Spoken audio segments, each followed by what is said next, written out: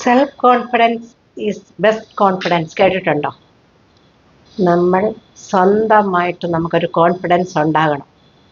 അയ്യോ, ഞാൻ പ്രായമായി, എന്നെക്കൊണ്ട് ഒന്നിനും കൊള്ളില്ലേ എന്നൊന്നും പറഞ്ഞ് നടക്കാതെ, ഞാൻ നല്ല ഹെൽത്തിയാണ്, എനിക്കെല്ലാം ചെയ്യാൻ സാധിക്കും, ഞാൻ നല്ല മിടുക്കിയാണ്, ഞാൻ വിചാരിച്ചാൽ ചെയ്യാൻ പറ്റാത്ത കാര്യമൊന്നുമില്ല എന്നൊക്കെ ഒന്ന് കരുതി നല്ല സെൽഫ് കോൺഫിഡൻസോടുകൂടി ഒന്ന് ജീവിച്ചു നോക്കിയേ. കാരണം ഒരു ചെറിയ പ്രായത്തിൽ തന്നെ നമ്മുടെ സർവീസിൽ നിന്ന് വിരമിക്കുമ്പോൾ തന്നെ അയ്യോ ഇനി എനിക്കിനി എന്താണ് എന്ന് പറഞ്ഞിട്ട് നേരത്തെയുള്ള ജീവിതത്തിനെയൊക്കെ ഒന്ന് മാറ്റി മറിച്ച് പുതിയ ഒരാളായിട്ടങ്ങ് നടക്കുക. അതെല്ലാം മാറ്റിയിട്ട് മരണം വരെ ഞാൻ ഹെൽത്തി ആയിരിക്കും എന്ന് മനസ്സിൽ വിചാരിക്കണം. ഹെൽത്ത് പോയാൽ നമുക്ക് ഡോക്ടറെ കണ്ടാൽ ചികിത്സിക്കാനും പറ്റും. പക്ഷെ നമ്മൾ മനസ്സിൽ ഞാൻ നല്ല ഹെൽത്തിയാണ്, എനിക്ക് ആരെയും ഡിപ്പെൻഡ് ചെയ്യേണ്ട കാര്യമില്ല, ഞാൻ എല്ലാം സ്വയം ചെയ്ത് ഞാൻ എല്ലാം മെടുക്കിയായിട്ട് നടക്കും എന്നൊക്കെ ഒരു ചിന്ത വന്നാൽ നമ്മുടെ കുടുംബത്തിലെ നമ്മുടെ മക്കൾക്ക്, വന്നു കയറുന്ന മരുമക്കൾക്ക്, നമ്മുടെ പാർട്ട്ണർക്ക് അവർക്കൊക്കെ വിചാരിക്കാം എൻ്റെ കാലം കഴിഞ്ഞാലും അവൾ അല്ലെങ്കിൽ അവൻ നല്ല മിടുക്കരായിട്ട് ജീവിച്ചു കൊള്ളും, അതൊരാശ്വാസമായി എന്നൊരു വാക്ക് പറയത്തക്കവണ്ണം നമ്മൾ ജീവിക്കണം.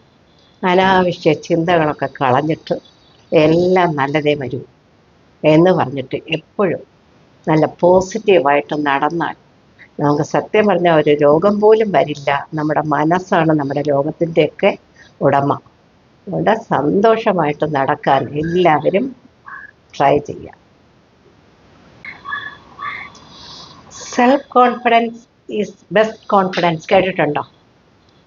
നമ്മൾ സ്വന്തമായിട്ട് നമുക്കൊരു കോൺഫിഡൻസ് ഉണ്ടാകണം. അയ്യോ, ഞാൻ പ്രായമായി, എന്നെക്കൊണ്ട് ഒന്നിനും കൊള്ളില്ലേ എന്നൊന്നും പറഞ്ഞ് നടക്കാതെ, ഞാൻ നല്ല ഹെൽത്തിയാണ്, എനിക്കെല്ലാം ചെയ്യാൻ സാധിക്കും, ഞാൻ നല്ല മിടുക്കിയാണ്, ഞാൻ വിചാരിച്ചാൽ ചെയ്യാൻ പറ്റാത്ത കാര്യമൊന്നുമില്ല എന്നൊക്കെ ഒന്ന് കരുതി നല്ല സെൽഫ് കോൺഫിഡൻസോടുകൂടി ഒന്ന് ജീവിച്ചു നോക്കിയേ. കാരണം ഒരു ചെറിയ പ്രായത്തിൽ തന്നെ നമ്മുടെ സർവീസിൽ നിന്ന് വിരമിക്കുമ്പോൾ തന്നെ അയ്യോ ഇനി എനിക്കിനി എന്താണ് എന്ന് പറഞ്ഞിട്ട് നേരത്തെയുള്ള ജീവിതത്തിനെയൊക്കെ ഒന്ന് മാറ്റി മറിച്ച് പുതിയ ഒരാളായിട്ടങ്ങ് നടക്കുക. അതെല്ലാം മാറ്റിയിട്ട് മരണം വരെ ഞാൻ ഹെൽത്തി ആയിരിക്കും എന്ന് മനസ്സിൽ വിചാരിക്കണം. ഹെൽത്ത് പോയാൽ നമുക്ക് ഡോക്ടറെ കണ്ടാൽ ചികിത്സിക്കാനും പറ്റും.